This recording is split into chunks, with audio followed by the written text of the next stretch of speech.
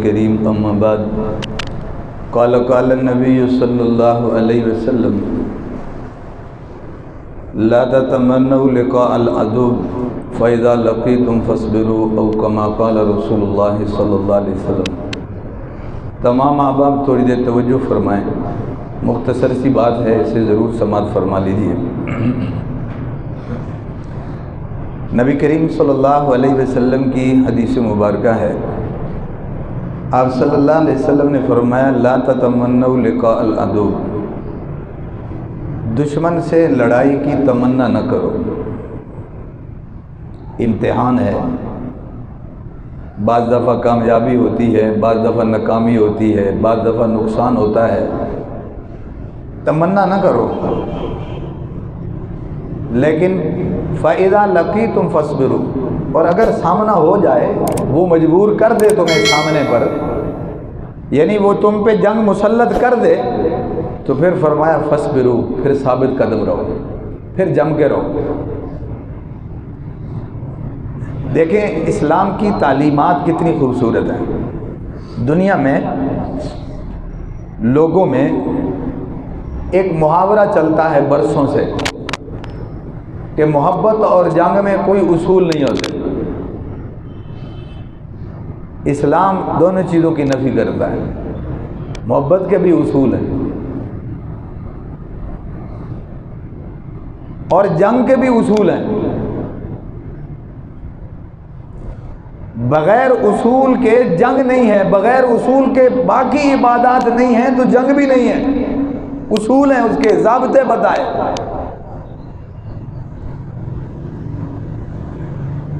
نبی کریم صلی اللہ علیہ وسلم کی ساری زندگی اس بات پر دلیل ہے کہ آپ صلی اللہ علیہ وسلم نے بڑا صبر سے کام لیا، بڑی برداشت سے کام لیا، حکمت اور مصلحت سے کام لیا، دانائی اور سمجھداری سے کام لیا، پوری کوشش کی کہ لوگوں کے لیے مشکل پیدا نہ ہو۔ ورنہ بیان کرنے کی ضرورت نہیں، ہر مسلمان اس سے واقف ہے کہ نبی کریم صلی اللہ علیہ وسلم کا اور ایمان والوں کا جو مکے کا 13 سالہ زمانہ ہے، وہ کون سا ظلم ہے جو نہیں ہوا، بلا وجہ ستایا گیا، اور ایسی ہستی کو ستایا گیا جن کی طرف سے کوئی ایک بھی غلطی نہیں ہے۔ ایک آدمی کہتا ہے نا کہ جی مجھے غصہ ہی بڑا ہے کہ اس نے یہ غلطی کی ہے، کوئی ایک بھی غلطی نہیں، اخلاق ہے تو اعلیٰ قسم کا ہے، اور کردار ہے تو بالکل صاف ستھرا اور اجلا اور دھلا ہوا، امانت دیانت ہے تو اس کی تو گواہ دشمن ہے، شرم و حیا انتہا درجے کی کہ عورتوں میں بھی اتنی شرم و حیا نہ ہو جتنی محمد عربی صلی اللہ علیہ وسلم میں، پھر خیر خواہی کوٹ کوٹ کے بھری ہوئی ہے کہ لوگوں کے والدین ان کے اتنے خیر خواہ نہیں ہوں گے جتنے محمد عربی صلی اللہ علیہ وسلم خیر خواہ ہے۔ بغیر وجہ کے، بغیر کسی کوتاہی کمزوری کے آپ کو ستایا گیا، دین کی پاداش میں،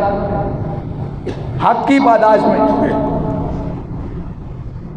ہر طرح کی ایذا پہنچائی گئی، آپ صلی اللہ علیہ وسلم نے کوئی رد عمل نہیں دیا، ہتھیار نہیں اٹھائے، تلوار نہیں اٹھائی، لڑائی نہیں کی، جنگ نہیں کی، پہل نہیں کی۔ اس سے بڑی صبر کی کیا مثال ہو سکتی ہے کہ مکہ چھوڑ دیا، اللہ کے حکم سے مکہ چھوڑ دیا، آپ مدینہ تشریف لے گئے۔ یہ جو مکے کے رہنے والے مشرکین مکہ، رؤسائے مکہ، ان کا کلیجہ اب بھی ٹھنڈا نہیں ہوا، مکے سے نکال کے یہ پیچھے جا پہنچے، مدینے بھی نہیں رہنے دیں گے، جیسے گئے تھے نا حبشے میں، ایسے مدینے بھی پیچھا کیا، نہیں رہنے دیں گے۔ انتہا ہوتی ہے، آخر ہر چیز کی ایک انتہا ہے۔ اسلام کا پہلا بڑا مستقل جو مارکہ پیش آیا ہے وہ بدر کا مارکہ ہے۔ چھوٹی موٹی جھڑپیں اس سے پہلے بھی چھوٹے چھوٹے واقعات پیش آئے۔ بدر کا مارکا 2 ہجری میں پیش آیا، 13 وہ اور 2 یہ کتنے ہو گئے؟ 15 سال کے بعد۔ وہ بھی مکے سے مدینے کا فاصلہ زیادہ ہے، مکے سے بدر کا فاصلہ زیادہ ہے، یعنی بدر مدینے کے قریب ہے اور مکے سے کیا ہے؟ دور ہے، جس کا مطلب یہ ہے کہ مکے والے چڑھائی کر کے آئے ہیں، مکے والے مدینے والوں پہ چڑھائی کر کے آئے ہیں۔ بدر میں آمنا سامنا ہوا ہے، مدینے والے مکے والوں پہ چڑھائی کرنے نہیں گئے، جنگ مسلط کی گئی، تنگ کیا، اللہ کی غیرت جوش میں آئی، اللہ نے مقابلہ کروا دیا کہ تم کیا اس کو کمزوری سمجھتے ہو کیا؟ یہ تو سب سبق دے جو اللہ نے نبی کریم صلی اللہ علیہ وسلم کے ذریعے دیے ہیں کہ بھائی برداشت صبر سے کام لیا جائے، لیکن آخر اس کی بھی ایک حد ہے کہ وہ صبر کو کمزوری سمجھنے لگ گئے، برداشت کو کمزوری سمجھنے لگ گئے۔ پھر ان کا جو حشر ہوا وہ آپ کے سامنے ہے، پھر تھوڑی تعداد بھی کوئی رکاوٹ نہیں بنی، اسلحے کا تھوڑا ہونا بھی کوئی رکاوٹ نہیں بنا، جگہ کا محل وقوع کا صحیح نہ ہونا بھی کوئی رکاوٹ نہیں بنا، باقاعدہ تیاری کا نہ ہونا بھی کوئی کمزوری نہیں بنی۔ جسے قرآن نے یوم الفرقان کہا ہے وہ سبق سکھایا ہے پھر مشرکین مکہ کو کہ قیامت تک یہ عبرت کا سامان ہمیشہ باقی رہے گا،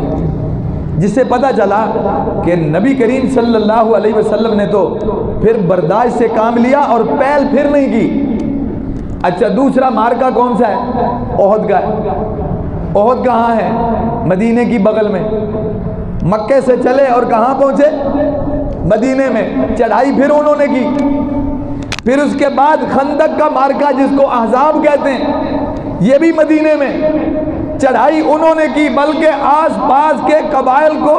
اور طاقتوں کو بھی ملا کے آ گئے، پورا زور لگا دیا، ساری طاقت جھونک دی میدان میں۔ کسی نے پیسہ لگایا، کسی نے افراد مہیا کیے، فوج مہیا کی، مشورے دیے، جیسے ہو سکا ماحول پیدا کیا۔ جب یہ خندق کھودی جا رہی تھی نا تب اللہ نے بشارتیں دی، تب رسول اللہ صلی اللہ علیہ وسلم نے فرمایا ایمان والو بس آج کے بعد یہ چڑھائی نہیں کریں گے، اب ہم کریں گے۔ آپ برے کو گھر تک چھوڑ کے آئیں گے، وَقَاتِلُوهُمْ حَتَّى لَا تَكُونَ فِتْنَةٌ، برائی کو جڑ سے اکھاڑیں گے، فتنے کو جڑ سے اکھاڑیں گے۔ اس کا مطلب یہ نکلا کتنے ضابطے اور اصول بتائے کہ پہلے صبر سے کام لیا، برداشت سے کام لیا، حتی المقدور کوشش کی کہ ایسا ماحول نہ بنے۔ پھر اس کے بعد بھی اسلامی تعلیمات یہ ہیں کہ اگر تمہارا کسی قوم سے معاہدہ ہے تو وہ معاہدے پہ قائم ہے، ان سے بھی نہ لڑو، اگر لڑائی ہو جائے وہ صلح پر آ جائیں تو والصلح خیر، پھر صلح بہتر ہے، اور اگر وہ صلح کا موقع بھی نکل جائے، میدان سج جائے اور تم غالب آ جاؤ،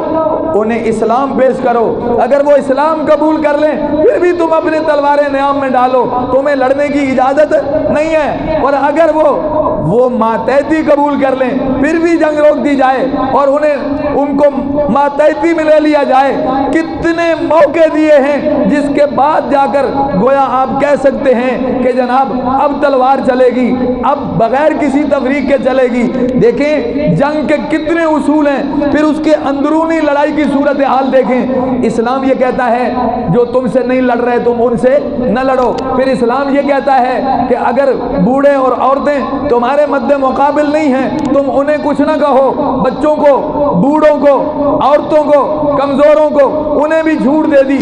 اتنے اصول اسلام کے علاوہ کسی نے بتائے ہیں؟ یہ جنگ کے ضابطے ہیں، یہ جنگ کے اصول ہیں، یہ سارے درگزر کے طریقے ہیں۔ لیکن آخری بات یہ ہے کہ جب جنگ مسلط ہو گئی پھر میرے نبی نے کیا کیا ہے؟ حرض المؤمنین علی القتال، اللہ نے فرمایا میرے نبی اب جہاد کے لیے تیار کیجئے ان کو۔ پھر آپ نے تقریریں بھی کی، پھر آپ نے واعظ بھی کیا، پھر ان کو آپ نے جوش بھی دلایا، پھر آپ نے فضائل بھی بتائے، پھر آپ نے لوگوں سے اپیل کی کہ آؤ لڑو، اللہ کی راہ میں نکلو، پھر آپ نے چندہ بھی مانگا، آپ نے پیسے بھی مانگے، آپ نے افرادی قوت بھی جمع فرمائی، اور ان کو آپ صلی اللہ علیہ وسلم نے بشارتیں سنائی ہیں، اور پھر میدان میں اترے ہیں، جس کا مطلب یہ ہے کہ حتی المقدور تو ٹالنے کی کوشش کی گئی۔ جیسے میں نے حدیث پڑھی، نبی علیہ السلام نے فرمایا کہ بھائی لا تتمنوا لقاء العدو، بھائی دشمن سے ملنے کی تمنا نہ کرو، لیکن فَإِذَا لَقِيتُمْ فَاصْبِرُوا، اگر وہ مقابلہ آ جائے، ٹکرا جائے، جنگ تم پہ مسلط ہو جائے، کوئی چارہ نہ رہے، تو پھر فرمایا ثابت قدمی اختیار کرو، پھر اجتماعی شکل کو قائم رکھو، پھر جس کا جتنا حصہ بنتا ہے وہ اپنا حصہ ڈالے۔ دیکھیں اب جو کیفیت آپ کے سامنے ہے، ہمارے لیے ملک ہے، یہ ملک ہے، یہ گھر ہے جس میں ہم رہتے ہیں، اس میں جو بندہ جتنا کر سکتا ہے اسے کرنا چاہیے، جہاں جس کی ضرورت پڑے اسے لبیک کہنا چاہیے، اس لیے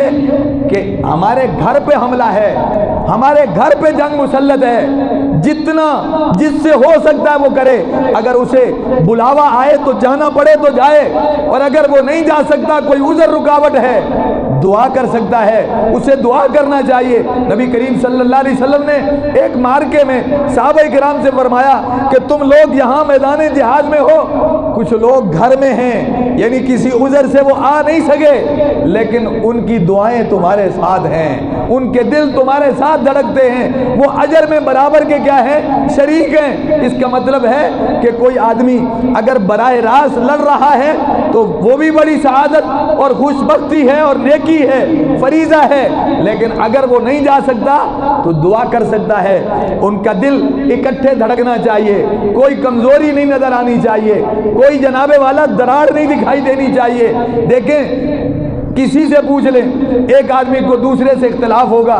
ایک کی دوسرے سے رائے مختلف ہوگی، ایک کو دوسرے سے گلا شکوہ ہوگا، لیکن جب گھر پر حملہ ہو جائے، اجتماعی شکل ہو، اجتماعی تحفظ ہو، تو پھر اپنے انفرادی مفاد پر اجتماعی مفاد کو ترجیح دی جاتی ہے، پھر گھر کا تحفظ کیا جاتا ہے۔ اگر کسی کے گھر پر کوئی دشمن حملہ آور ہو جائے یا قبضہ کرنا چاہے تو 5 بھائی رہتے ہوں، تو آپ کا کیا خیال ہے؟ ان کی 1000 رنجشیں ہوں تو وہ پھر دفاع نہیں کریں گے، وہ حفاظت نہیں کریں گے، وہ کہیں گے ہماری رنجش اپنی جگہ پر ہے، مگر چونکہ مسئلہ گھر کا ہے، ہم باہر سے آنے والے دشمن کے لیے 5 بھائی کیا ہیں؟ اکٹھے ہیں۔ ہمارا فریضہ بھی اس وقت یہی بنتا ہے کہ اگر ہمیں بلاوا آئے تو بھائی ہم شوق تو نہیں رکھتے تھے کہ جنگ ہو اور ہم تماشا دیکھیں، لیکن اگر جنگ ہم پہ مسلط کی جا رہی ہے جیسے کہ صورتحال بنی ہے تو پھر سب کو تیار رہنا چاہیے، اس کی زبان سے کوئی کمزور بات نہ نکلے، اور اسی طرح اجتماعیت میں کوئی دراڑ نہیں آنی چاہیے، اس کا موقف، اس کا میسج، اس کا پیغام کمزور نہیں جانا چاہیے، اور دعاؤں میں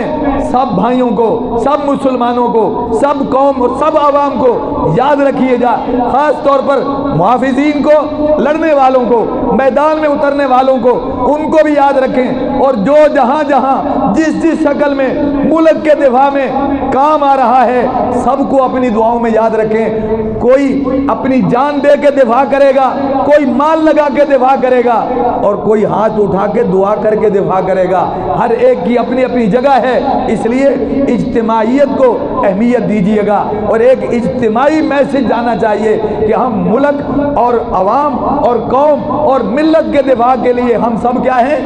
ایک ہیں، اس لیے کہ یہ گھر ہے تو ہم ہیں، یہ گھر ہے تو مسلمان ہیں، تحفظ ہے، دین ہے، اسلام ہے، بہت کمزور ہوں گے لیکن بہت ساروں سے بہتر ہیں، بہت ساروں سے اچھے ہیں۔ اگر کمزوریاں ہوں گی تو زندہ رہیں گے، گھر رہے گا تو کمزوریاں بھی دور ہوتی رہیں گی، اصلاح بھی ہوتی رہے گی، لیکن اگر کمزوریاں ہوں تو اس کا یہ علاج تو نہیں کہ دشمن کو آواز دی جائے، اس کا یہ علاج تو نہیں کہ گھر گرا دیا جائے، اس کا یہ علاج تو نہیں کہ جو صحیح ہے اسے بھی بگاڑ دیا جائے۔ تو اس لیے جنگ مسلط کی جا رہی ہے تو انشاءاللہ العزیز اللہ جل جلالہ نے توفیق دی تو انشاءاللہ موقع ملا تو ہم اپنی جانیں بھی قربان کریں گے اور اول صفوں میں انشاءاللہ شامل ہوں گے، اور ہماری دفاعی قوتیں الحمدللہ میدان میں موجود ہیں۔ امید ہے کہ عوام کی ضرورت نہیں پڑے گی تو ہم اپنی دعاؤں میں سب کو یاد رکھیں گے۔ دیکھیں جو میدان میں نکلے ہیں یا کھڑے ہیں یا مورچوں میں ہیں یا سرحدوں پہ ہیں، دشمن کی آنکھوں میں آنکھیں ڈال کے کھڑے ہیں، وہ بھی ماؤں کے بچے ہیں، وہ بھی بہن بھائیوں والے ہیں، وہ بھی آل اولاد والے ہیں، ان کے سینے میں بھی دل ہے، وہ بھی اسی طرح مٹی گارے پتلے کے بنے انسان ہیں۔ اس لیے اگر کوئی آدمی اجتماعی مفاد پر اور اجتماعی فائدے پر اپنا انفرادی فائدے کو ترجیح دے گا تو یہ غداری ہوگی قوم کے ساتھ، یہ بے وفائی ہوگی وطن کے ساتھ، یہ جناب دشمنی ہوگی وطن کے ساتھ۔ نہیں، اجتماعیت کی ضرورت ہے۔ اسلام بھی اس کو پسند نہیں کرتا کہ اگر جنگ مسلط ہو جائے، میدان سج جائے تو پھر فرمایا فَإِذَا لَقِيتُمْ فَاصْبِرُوا، پھر ڈٹ کے کھڑے ہو جاؤ، پھر بھاگنے کی ضرورت نہیں ہے۔ اللہ سے دعا ہے اللہ جل جلالہ ہم سب کو ملک اور دین کے محافظوں میں شامل فرمائے۔ پھر کہیے آمین۔ اللہ ہم سب کو ملک اور دین کے محافظوں میں شامل فرمائے، آمین ثم آمین۔ وآخر دعوانا ان الحمد